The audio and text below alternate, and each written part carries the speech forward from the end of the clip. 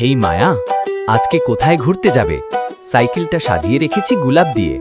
ও দারুণ তো। তোমার সঙ্গে যে কোনো পথই সুন্দর লাগে রুদ্র। চল আছে লেকের ধারে যাই, বাতাসটা খুব সুন্দর লাগছে। ঠিক আছে, চল।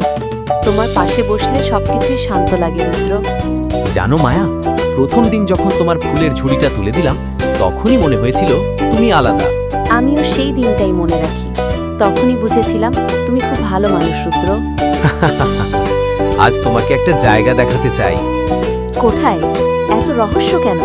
পাহাড়ের ভিউ পয়েন্টে এসে দেখো, এখানে সূর্যাস্তটা খুব সুন্দর হয়। ওয়াও, সত্যি জাদুর মতো লাগছে রুদ্র।